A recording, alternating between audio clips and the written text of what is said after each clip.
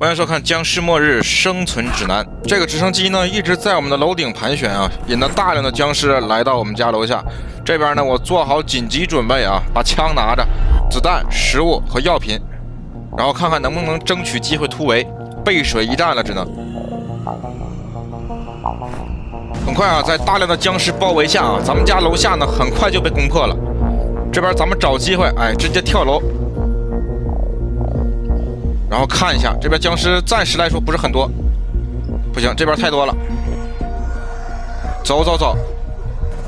那么这个直升机呢，一直在震着上空盘旋，好多本来已经沉寂的僵尸都被他们引过来了。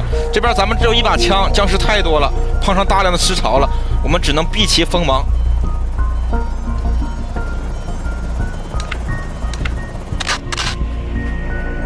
这边咱们想找一个僵尸少一点的地方啊，僵尸被我们开枪的声音所吸引，然后咱们瞬间转移阵地啊，不要在我们开枪的地方逗留。但是其他僵尸呢还会被吸引过去啊，我这边好多。这边呢对我们警长的体力考验啊，这是一场折磨呀。这个已经不知不觉跑了太久了，整个人心脏也受不了了，但是僵尸还是源源不断。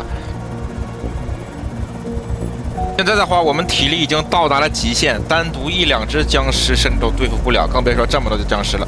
但是还好，大部分僵尸呢被直升机、飞机和我们的这个枪声所引走。哎呦，这边还有好多，那么没有办法啊，只能选择冒险钻入树林。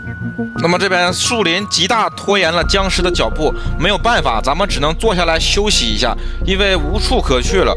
如果说不休息的话，等下碰到僵尸真的撑不住的。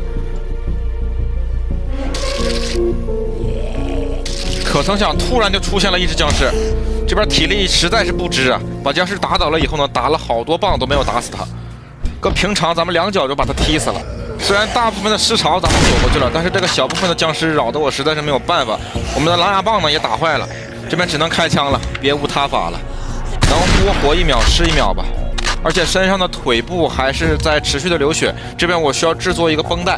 可是呢，时间根本不给咱们，这个僵尸他一直在追，太难了。哎呦，这边被围住了，惨了！一代英雄要殒命于此了。警长呢，最终死于体力不支，没有办法呀。一个人呢，实在是硬刚不了僵尸。好了，兄弟们，我是宇哥，喜欢的别忘了双击点赞，咱们下集更精彩哦。